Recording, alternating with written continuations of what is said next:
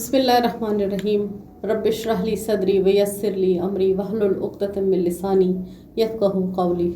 मेरे आज के मकाले का मौजू है पश्तो कहानियों में माहौलियाती मसाइल का तनकीदी जायज़ा। डॉक्टर सीमा शफ़ी, पेशावर, पाकिस्तान। वल्लाहु अंबतकुम मिनल अर्दि नबातन सुम्मा युईदुकुम फ़ीहा व युख़रिजुकुम इख़राजन। और अल्लाह ने तुम्हें ज़मीन से सब्ज़ी की तरह ख़ास एहतमाम से पैदा फरमाया है, फिर वो तुम्हें इसी ज़मीन में वापस लौटाएगा और तुम्हें इसी ज़मीन से दोबारा बाहर निकालेगा। सूरह नूह की इन आयात में अल्लाह तबारक व तआला ने हज़रत नूह अलैहिस्सलाम से फरमाया कि अल्लाह ने तुम्हें ज़मीन से ऐसे ख़ास तरीके से उगाया जैसे सब्ज़े को उगाता है। इंसान की तख्लीक के अमल को यहाँ उगाने से ताबीर किया गया है और ये एक अजीब अंदाज़ ताबीर है। फिर तुम्हें मार डालने के बाद इसी में लौटाएगा, फिर क़यामत के दिन इसी से तुम्हें दोबारा वापस निकालेगा जैसे अव्वल दफ़ा पैदा किया था। ये बताती है कि रुए ज़मीन पर अल्लाह ने हयात और नबात के लिए तकरीबन एक ही जैसे उसूल रखे हैं। इंसान की तख्लीक भी इसी तरह है जिस तरह नबातात की तख्लीक है। जिन अनासिर से इंसान पैदा हुआ है उन्हीं से हैवानात नबातात भी पैदा होते हैं। दोनों इन्हीं अनासिर से ग़ज़ा अख़ज़ करते हैं। इंसान हैवान भी ज़मीन के नबातात में से एक है। जिस तरह अल्लाह ने नबातात को रंगारंगी दी है, इसी तरीके से हैवानात और इंसानों को भी तनू और रंगारंगी दी है।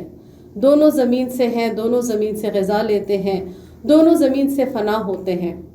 यानी इंसान ना सिर्फ महद से लहद तक मट्टी से हर सूरत जुड़ा हुआ है, बल्कि मरने के बाद भी इसी मट्टी से ऐसे ही दोबारा उगेगा जैसे पहले उगा था। यहाँ मैं अपने अशार शामिल करना चाहूँगी।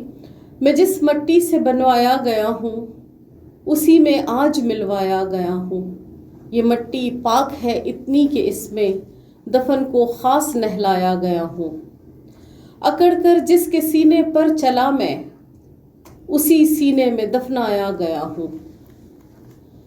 पश्तो अदब जो कि एक कदीम और मुस्तहकम सकाफ़ती विरसा है, इसमें मट्टी को एक मरकज़ी और गहरी अलामती हैसियत हासिल है जो पश्तून कौम की सकाफ़त, तारीख़ और जज्बाती वाबस्तगियों की अक्कास है। मट्टी पश्तो शायरी और नसर में महज एक कुदरती अंसर नहीं, बल्कि ये एक मुक़द्दस और मोहतरम तस्वुर है जो वतन, मोहब्बत, वफ़ादारी, कुर्बानी, गैरत और रज़मिया जज्बात की भरपूर नुमाइंदगी करता है। चूँकि पठान कौमों में गैरत का जज्बा तमाम जज्बों पर हावी होता है, लिहाजा पश्तो अदब पर भी रज़मिया अदब ज़्यादा हावी नज़र आता है।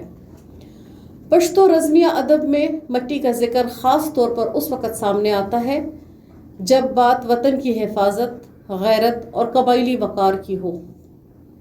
मट्टी को यहाँ ना सिर्फ ज़मीन या धरती के मानों में लिया जाता है, बल्कि पश्तून अपनी जान कुर्बान करने के लिए तैयार रहते हैं। रज़मिया दास्तानों में मट्टी की हिफाजत को कौम की बहादुरी और कुर्बानी के साथ जोड़ा जाता है।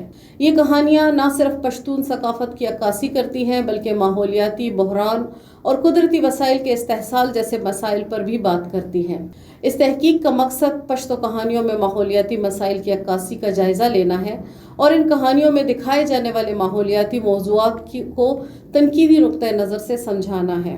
पश्तो अदब में रोमानवी और चारबीत यानी रज़मिया कहानियाँ इंसान और फितरत के ताल्लुकात को बेहतरीन अंदाज में पेश करती हैं। मार्ट स्टीवर्ट अल्फिंस्टन ने देहाती पश्तूनों की ज़िंदगी पर रोशनी डालते हुए लिखा था कि वो कहानियाँ सुनने या गाने के लिए बैठते थे जिनमें जंगों, मजहबी तसव्वुरात और कुदरती माहौल की अहमियत को उजागर किया जाता है। पश्तो अदब के माहिरीन का कहना है कि अगरचे ये कहानियाँ जंगों और गैरत की अक्कासी करती हैं, इनमें फितरत का किरदार भी अहमियत रखता है और यही खसूसियत इन्हीं आलमी अदब से मुमताज़ करती है। पश्तो, रोमानवी और रज़मिया चारबीत की मिसालें पश्तो अदब में कई ऐसे रज़मिया कहानियाँ मौजूद हैं जो कुदरती माहौल और माहौलियाती मसाइल को उजागर करती हैं। इनमें से जंगी महाज़ों और फितरत के दरमियान ताल्लुक़ को वाज़े तौर पर दिखाया गया है। पटा ख़ज़ाना तस्करा है जो हुतकी सल्तनत के बादशाह शाह होतक ने लिखा है। दाऊद खान होतक का बेटा उस वक़्त के मशहूर मुसन्निफ़ मोहम्मद होतक قمری سالوں میں 1141 سے 1142 قمری سالوں میں لکھا گیا۔ اس کتاب میں مصنف نے پشتو زبان کے 50 شاعروں اور ادیبوں کی سوانح عمری جمع کی ہے اور قارئین کو ان کے کاموں کی مثالوں سے زیادہ متعارف کرایا ہے۔ اس سے پروفیسر عبدالحی حبیبی نے 1322 میں دریافت کیا اور فارسی ترجمے کے ساتھ چھاپا۔ پٹہ خزانہ میں قدرتی وسائل کی اہمیت اور اس کے استحصال کی کہانی بیان کی گئی ہے۔ محمود نامہ ریڈی خان محمود کی تخلیق ہے، جس میں حاجی میرویس ہوتک اور شاہ محمود ہوتک کے تاریخی معرکوں کو بیان کیا گیا ہے۔ یہ نظم 18ویں صدی میں ہوتک خاندان کے عروج اور ان کی جنگی فتوحات کو پیش کرتی ہے۔ محمود افغان کا رزمیہ محمد امین سرپرکاری کی یہ نظم اصفہان کی جنگ پر مبنی ہے، جو افغانوں کی ایران کے خلاف جنگی مہمات کو بیان کرتی ہے۔ یہ رزمیہ افغانوں کی تاریخ کے ایک اہم باب کو روشنی میں لاتی ہے۔ محمود افغان کا رزمیہ میں قدرتی ماحول کی تباہی اور جنگوں کے اثرات کو اجاگر کیا گیا ہے۔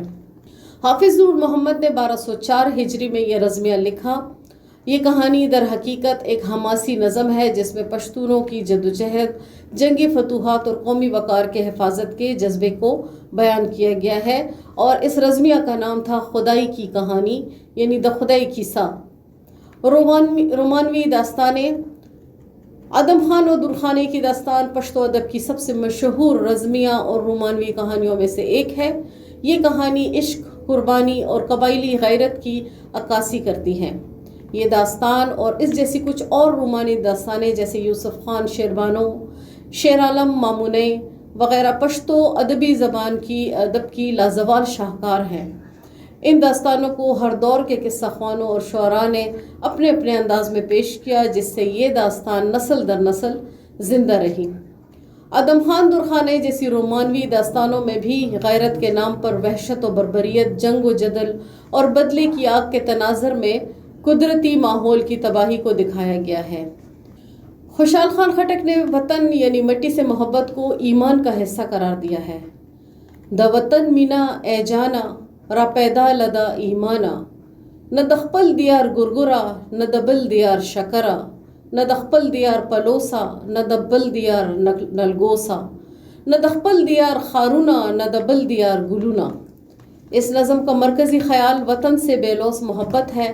شاعر وطن کی محبت کو ایمان کا حصہ قرار دیتے ہیں اور واضح کرتے ہیں کہ اپنے دیس کے معمولی چیزیں بھی پردیس کی قیمتی نعمتوں سے زیادہ عزیز ہیں۔ وہ کہتے ہیں کہ اپنے وطن کے بیر گرگرے پردیس کے اعلیٰ پھلوں سے بہتر ہیں، اپنے دیس کے کانٹے بھی پردیس کے پھولوں سے زیادہ بہتر ہوتے ہیں۔ پشتو کہانیاں ماحولیاتی تباہی کے موضوعات کو بھی اجاگر کرتی ہیں۔ محمود نامہ میں انسانی جنگی سرگرمیوں کے نتیجے میں قدرتی ماحول کی تباہی کو دکھایا گیا ہے۔ ان کہانیوں میں جنگلات کی کٹائی، آلودگی اور قدرتی وسائل کے غیر ذمہ دارانہ استعمال کی کہانیاں بیان کی گئی ہیں، جو اس بات کا اشارہ کرتی ہے کہ ترقی کی قیمت فطرت کی تباہی کے طور پر چکائی جا رہی ہے۔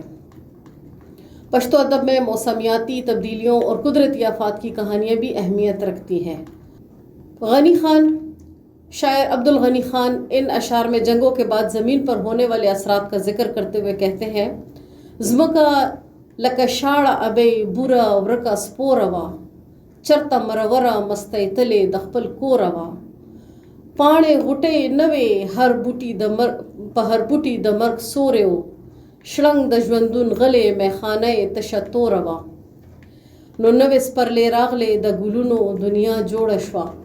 یہاں پر بتاتے ہیں کہ زمین ایک بانچ بڑیا کی طرح بنجر تھی، جس میں کوئی تازگی کی رمق نہ تھی، جیسے کوئی غمگین اور نا امید ہو کر گوشہ نشینی اختیار کر لے، جس میں کوئی زندگی کی خوشیاں نہ تھی، پودوں پر کوئی پتے اور کلیاں نہ تھی اور پودے پر موت کے سائے لہرا رہے تھے۔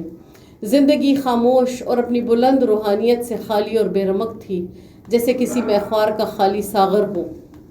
پھر ایک نئی بہار آئی جس نے پھولوں کی ایک نئی دنیا تخلیق کی۔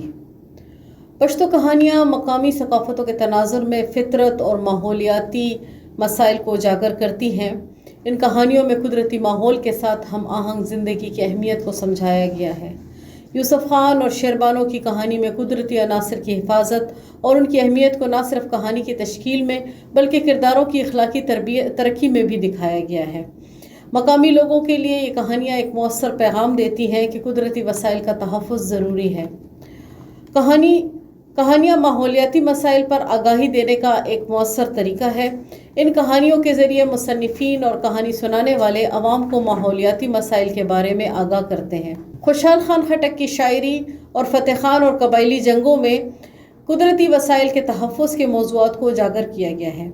ان کہانیوں کے ذریعے عوام کو ماحولیاتی ذمہ داریوں کا احساس دلایا گیا ہے اور انہیں قدرتی وسائل کے تحفظ میں شریک کیا گیا ہے۔ پشتو ادب میں ماحولیاتی مسائل پر مزید تحقیق کی ضرورت ہے تاکہ ان مسائل کو بہتر طور پر سمجھا جا سکے۔ پشتو کہانیاں عالمی ماحولیاتی بحران کے حوالے سے ایک اہم ذریعہ ثابت ہو سکتی ہیں۔ ان کہانیوں میں جو پیغامات اور موضوعات بیان کیے گئے ہیں وہ معاشرتی سطح پر ماحولیاتی تحفظ کے لیے اہم کردار ادا کرتے ہیں۔ پشتو کہانیاں ماحولیاتی مسائل کو اجاگر کرنے کا ایک اہم ذریعہ ہیں۔